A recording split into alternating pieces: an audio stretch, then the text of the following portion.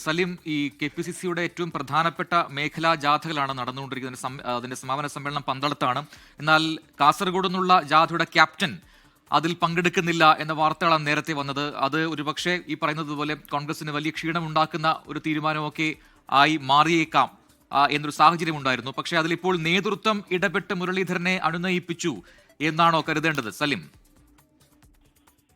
അതെ, അതായത് നേതൃത്വം ഇതുമായി ബന്ധപ്പെട്ട് കെ മുരളീധരനുമായി വാർത്ത പുറത്തു വന്നതിന് പിന്നാലെ സംസാരിച്ചിരുന്നു. അതിന് മുൻപ് തന്നെ കെ മുരളീധരനെ അനുനയിപ്പിക്കാനുള്ള നീക്കങ്ങൾ ഈ KPCC അധ്യക്ഷന്റേതുൾപ്പെടെ ഭാഗത്തു നിന്നുണ്ടായിരുന്നു. കഴിഞ്ഞ ദിവസങ്ങളിലും ഈ പുനഃസംഘടനയുമായി ബന്ധപ്പെട്ട അതൃപ്തിയുണ്ട് എന്ന് പറഞ്ഞപ്പോൾ തന്നെ ഈ ജാഥയ്ക്ക് ശേഷം സംസാരിക്കാമെന്നുള്ളതായിരുന്നു KPCC നേതാക്കൾ കെ മുരളീധരനോട് സ്വീകരിച്ച സമീപനം. അതിന് പിന്നാലെയാണ് ഇന്നത്തെ ജാഥയിൽ പങ്കെടുക്കേണ്ടതില്ല എന്ന് തീരുമാനിച്ച് കെ മുരളീധരൻ ഗുരുവായൂരിലേക്ക് പോയത്. അതിന് പിന്നാലെ ഇന്ന് വൈകുന്നേരത്തോടുകൂടി തൃശ്ശൂരിൽ നിന്ന് തിരുവനന്തപുരത്തേക്ക് തിരിച്ചും ട്രെയിൻ മാർഗം തിരുവനന്തപുരത്തേക്ക് എത്തും എന്നുള്ളതായിരുന്നു അറിയിച്ചിരുന്നത്. പക്ഷേ ഈ വാർത്തകൾ പുറത്തു വന്നതിന് പിന്നാലെ കോൺഗ്രസിനെ സംബന്ധിച്ചിടത്തോളം നിർണായകമായ ഈ ജാഥയുടെ സമാപനത്തിൽ ജാഥ ക്യാപ്റ്റൻ ഇല്ലാതെയാവുന്നത് വലിയ ക്ഷീണമുണ്ടാക്കുമെന്ന വിലയിരുത്തലിന്റെ കൂടി അടിസ്ഥാനത്തിലാണ് കെ മുരളീധരനുമായി നേതാക്കൾ സംസാരിക്കുകയും അതുമായി ബന്ധപ്പെട്ട അനുനയ നീക്കങ്ങൾ നടത്തുകയും ചെയ്തത്. അതിന് പിന്നാലെ KC വേണുഗോപാൽ 22-ാം തീയതി കെ മുരളീധരനുമായി കൂടിക്കാഴ്ച നടത്താമെന്നും സമ്മതിച്ചിട്ടുണ്ട്. മാത്രമല്ല വളരെ വൈകാതെ തന്നെ പുറത്തു വരുന്ന KPCCയുടെ സെക്രട്ടറിമാരുടെ പട്ടികയിൽ കെ മുരളീധരൻ പക്ഷത്തിന് അർഹമായ പ്രാതിനിധ്യം നൽകാമെന്നും ഉറപ്പ് നൽകിയിട്ടുണ്ട്. അതിന്റെ കൂടി അടിസ്ഥാനത്തിലാണ് ഇപ്പോൾ കാർ മാർഗം ഇവിടേക്ക് തിരിച്ച് എത്താനുള്ള ശ്രമം ഇപ്പോൾ നടത്തുന്നത്.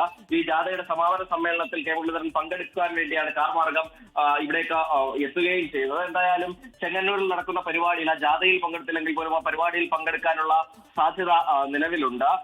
മാത്രമല്ല ഈ നിലവിൽ KM ഹാരിസിനെ പരിഗണിക്കാത്തതുമായി ബന്ധപ്പെട്ട് കെ മുരളീധരനുള്ള അതൃപ്തി ഏത് വഴിയിൽ പരിഹരിക്കും എന്നുള്ള കാര്യവും നേതൃത്വം വ്യക്തമാക്കിയിട്ടില്ല. കാരണം KM ഹാരിസിനെ ഈ പട്ടികയിൽ ഉൾപ്പെടുത്താത്തതിന് ചില ബുദ്ധിമുട്ടുകൾ KPCC നേതൃത്വം ചൂണ്ടിക്കാണിച്ചിരുന്നു.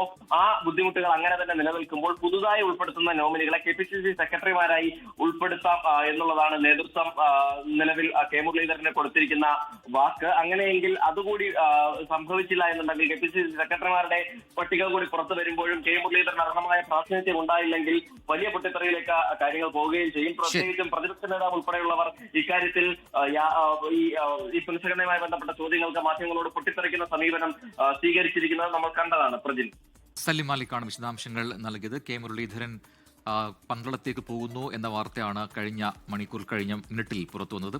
സൂര്യ സജീം ഒപ്പം സലീം മാലിക്കുമാണ് വിശദാംശങ്ങൾ നൽകിയത്. ലോകത്തെവിടെയായാലും ഏത് സമയത്തും 24 വാർത്തകളും ഓഗ്മെന്റഡ് റിയാലിറ്റി പാക്കേജുകളും എക്സ്പ്ലെയിനറുകളും വിശദമായി കാണാൻ ഞങ്ങളുടെ YouTube ചാനൽ നിങ്ങൾക്ക് സബ്സ്ക്രൈബ് ചെയ്യാം.